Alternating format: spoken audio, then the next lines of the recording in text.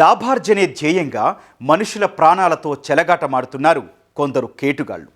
కాసులకు కకృతిపడి తినే ఆహార పదార్థాలను సైతం కల్తీ చేసి సొమ్ము చేసుకుంటున్నారు. జంతువుల కొవ్వు, కుళ్ళిన ఎముకలే ముడిసరుకుగా మార్కెట్లోకి విషాన్ని సరఫరా చేస్తున్నారు. తాజాగా ఏలూరు జిల్లాలో జంతువుల కొవ్వు నుంచి నూనె తయారు చేస్తున్న స్థావరాలపై విజిలెన్స్ అధికారులు దాడులు చేశారు. ఇంతకీ ఈ నూనె తయారీ వెనుక ఉన్న వాస్తవాలేంటి? విజిలెన్స్ అధికారుల దాడుల్లో బయటపడ్డ నిజాలేంటి?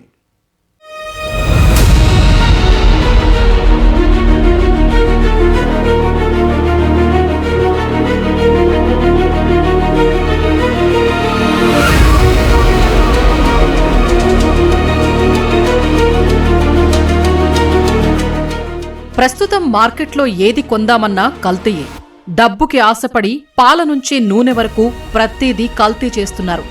తక్కువ ధరకు లభిస్తుంది కదా అని వెనక ముందు ఆలోచించకుండా వాటిని కొనుగోలు చేసి అనారోగ్యం పాలవుతున్నారు. తాజాగా ఏలూరులోని తంగెళ్లమూడి, ఆదివారపుపేట, లంకపేటలో జంతువుల కొవ్వుతో నూనె తయారు చేయటం కలకలం రేపింది. ఏలూరు విజిలెన్స్, ఫుడ్ సేఫ్టీ అధికారులు ఆ స్థావరాలపై దాడులు చేశారు.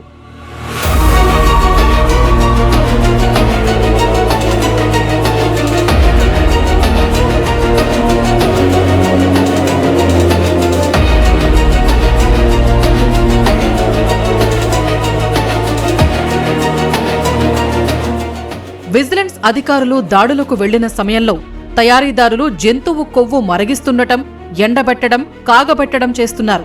ఆ నూనెను డబ్బాల్లో నింపి మార్కెట్కు తరలించటానికి సిద్ధం చేస్తున్నారు. కొంత మాంసాన్ని ఫ్రీజర్ బాక్స్లో నిల్వ ఉంచినట్లు అధికారులు గుర్తించారు. దాదాపు 390 లీటర్ల జంతువుల కొవ్వును స్వాధీనం చేసుకున్నామని తెలిపారు.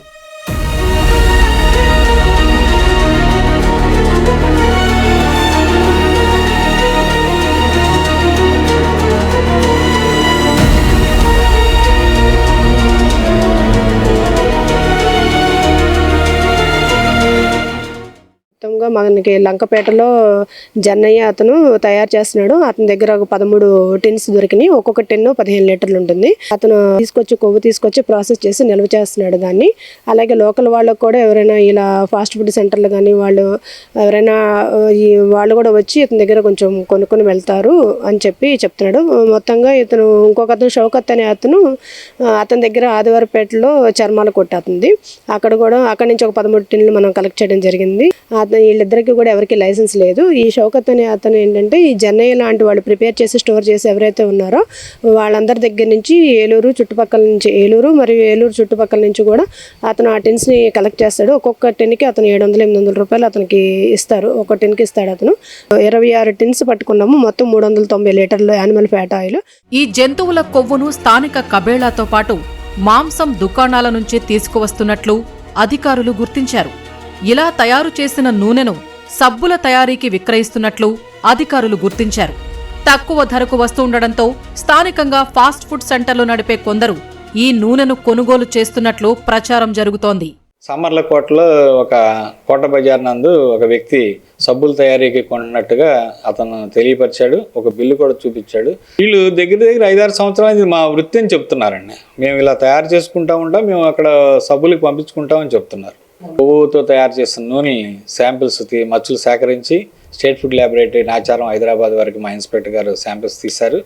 రిమైనింగ్ ఉన్న స్టాక్ నందరూ కూడా ఫర్దర్ ఆర్డర్స్ కోసం సీజ్ చేసి మా దగ్గరే మా కస్టడీలో పెట్టుకున్నాం.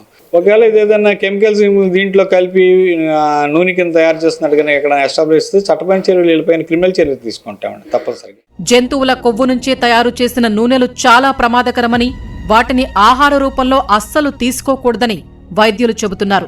వీటిల్లో అధిక మొత్తంలో కొవ్వు శాతం ఉంటుందని, అది శరీరంలోకి ప్రవేశిస్తే గుండె జబ్బులు వస్తాయని, పక్షవాతానికి గురవుతారని వైద్యులు హెచ్చరిస్తున్నారు.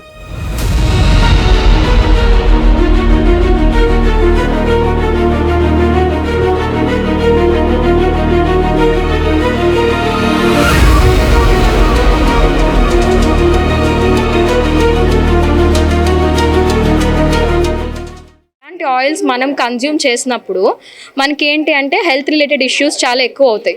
సో నార్మల్గా ఉండే కొలెస్ట్రాల్ కన్నా ఎక్కువ లెవెల్ ఆఫ్ కొలెస్ట్రాల్ ఇందులో ఉంటుంది. సాచురేటెడ్ ఫ్యాటీ యాసిడ్స్ అనేవి ఎక్కువ ఉంటాయి అనమాట. వీటి వల్ల మనకి హార్ట్ రిలేటెడ్ డిసీజెస్ చాలా ఎక్కువగా రావడం. ఫ్యాటీ యాసిడ్స్ అనేవి మనకి రక్తనాళాలని బ్లాక్ చేస్తూ ఉంటుంది. దాన్ని ఎథెరోస్క్లిరోసిస్ అని మనం అంటాం. ఈ కొవ్వు మనకి రక్తనాళాల్లో చిన్న చిన్న రక్తనాళాల్లో, మెయిన్గా బ్రెయిన్లో ప్రవహించే రక్తనాళాల్లో, హార్ట్లోవి చిన్న చిన్న రక్తనాళాలు ఉంటాయి. వాటిని ఈ కొవ్వు వెళ్ళి బ్లాక్ చేసేసి మనకి అక్కడ హార్ట్ స్ట్రోక్ అని కానీ, బ్రెయిన్ స్ట్రోక్ అని కానీ ఇలా రకరకాల ప్రాబ్లమ్స్ వస్తూ ఉంటాయి అన్నమాట. డబ్బుకు ఆశపడి కొంతమంది కేటుగాళ్లు ఆహార పదార్థాల్ని విషతుల్యం చేస్తున్నారని, కల్తీ ఆహార పదార్థాల పట్ల అప్రమత్తంగా ఉండాలని అధికారులు సూచిస్తున్నారు.